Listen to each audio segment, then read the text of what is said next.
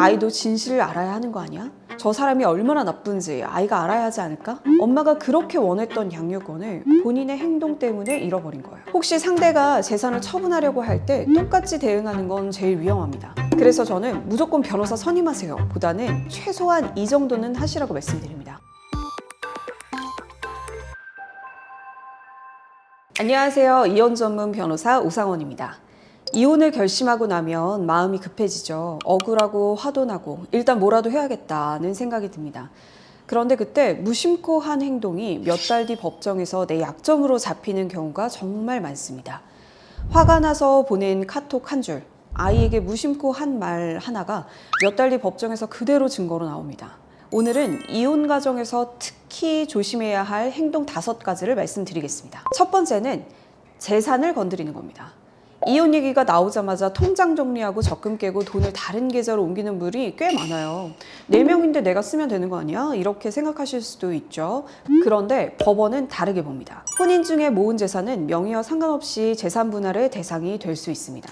물론 결혼 전 재산이나 상속 증여받은 것은 예외입니다. 여기서 문제가 뭐냐면 이혼 얘기 나온 직후에 큰 돈이 갑자기 빠져나가면 법원 입장에서는 왜 하필 지금 돈을 뺀 거지? 혹시 숨기려는 거 아니야? 이렇게 보일 수 있다는 겁니다. 그렇게 되면 설명이 힘들어져요. 내 입장에서는 그냥 정리한 것일 뿐인데 상대는 재산 숨겼다 이렇게 주장을 하고 의도가 없었어도 결국 내가 입증해야 하는 게 문제입니다. 그럼 어떻게 하면 될까요? 돈을 옮기거나 처분해야 할 일이 생기면 기록을 남기셔야 합니다. 영수증, 계약서, 이체 내역을 전부 복원하세요. 무엇 때문에 얼마를 어디에 썼는지를 명확하게 남겨두는 겁니다. 나중에 생활비였다, 불가피한 지출이었다, 아이 학원비였다 증명할 수 있어야 해요. 혹시 상대가 재산을 처분하려고 할 때 똑같이 대응하는 건 제일 위험합니다. 그럴 땐 보전 처분으로 재산을 묶어두는 게 훨씬 안전합니다. 감정으로 맞서지 말고 법적 절차로 대응하셔야 합니다. 내 재산을 지키려다가 오히려 더 뺏길 수 있다는 거 꼭 기억하세요. 두 번째는 감정이 격해진 상태에서 카톡이나 문자를 보내는 겁니다. 이혼을 고민하는 시기엔 억울하고 분하고 잠도 안 오죠. 화나는 게 당연합니다. 그런데 그 감정이 메시지로 나가는 순간 대화가 아니라 증거가 됩니다. 실제로 이런 사례를 말씀드리자면 한 남편분이 아내의 외도 사실을 알게 됐습니다. 당연히 화가 날 수밖에 없었죠. 처음에는 추궁하는 카톡을 수십 통을 보냈고 시간이 지나면서 표현이 점점 더 거칠어졌습니다. 직장에 다 알리겠다, 가만 안 두겠다, 너 죽여버리고 나도 죽겠다 이런 식의 말들이요. 결과가 어떻게 됐을까요? 외도가 있었다면 원칙적으로 위자료를 주장할 수 있었는데 이 사건은 남편의 메시지 때문에 아내가 협박으로 정신적 고통을 받았다고 맞대응을 하면서 사건의 초점이 외도에서 협박성 언행으로 옮겨갔습니다. 그러다 보니 협상도 꼬였고요. 외도 얘기보다 그 메시지의 내용이 더 크게 문제되면서 결국 위자료를 제대로 못 받게 됐습니다. 양육권이나 면접교섭 문제가 있는 경우라면 더욱 조심해야 합니다. 법원 입장에서는 감정 조절이 안 되는 사람인가? 라는 인상을 줄 수 있거든요. 그래서 메시지는 필요한 내용만 간결하게 보내셔야 합니다. 예를 들면 이 정도면 충분합니다. 이번 주말 아이 몇 시에 데려가면 될까? 아이 병원은 다녀왔어? 필요한 서류 언제까지 낼 수 있어? 보내기 전에 한 번만 체크하세요. 이 메시지가 출력돼서 법원에 제출돼도 괜찮나? 이 생각 하나로 실수를 크게 줄일 수 있습니다. 세 번째는 아이를 싸움에 끌어들이는 겁니다. 부모 입장에서는 이런 마음이 들 수 있어요. 아이도 진실을 알아야 하는 거 아니야? 저 사람이 얼마나 나쁜지 아이가 알아야 하지 않을까? 그런데 법원은 결국 아이에게 뭐가 최선인지, 아이가 안정적인 환경에 있는지를 봅니다.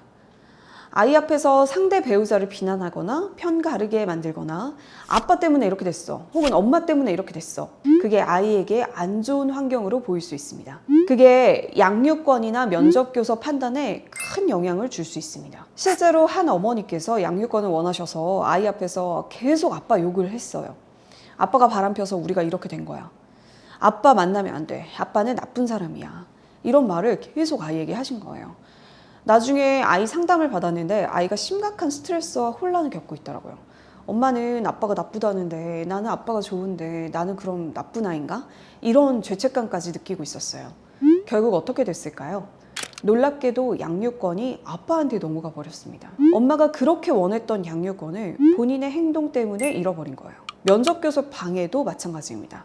아이가 만나기 싫어하는 걸 나보고 어쩌라고 이러면서 의도적으로 면접교섭을 막는 분들이 있어요.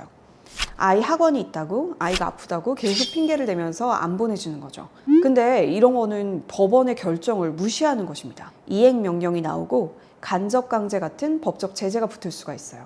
심하면 양육자 변경 사유가 됩니다. 부모 입장에서는 배우자가 너무 미워서 아이도 떨어뜨리고 싶은 마음을 충분히 이해합니다. 그런데 법은 명확합니다. 아이를 부모 싸움의 도구로 쓰는 사람에게는 양육권을 주지 않는다. 아이를 정말 사랑한다면 아이를 무기로 쓰지 마세요. 그게 양육권을 지키는 가장 확실한 방법입니다. 네 번째는 법원이나 조정 과정에서 불성실한 태도입니다. 서류 제출 기한을 자꾸 넘기고 조정 기일에 불참하고 재산 목록은 대충 내는 경우가 있어요. 본인은 바빠서 정신이 없어서 라고 생각할 수 있지만 법원 입장에서는 이렇게 보일 수 있어요. 정리가 안 됐나? 협조할 생각이 없나? 숨기는 게 있나? 법관도 조정위원도 결국 사람입니다. 성실하게 준비하는 쪽, 말이 일관된 쪽, 그리고 절차에 협조하는 쪽이 더 신뢰를 얻는 경우가 많아요. 그래서 이렇게 하시면 됩니다.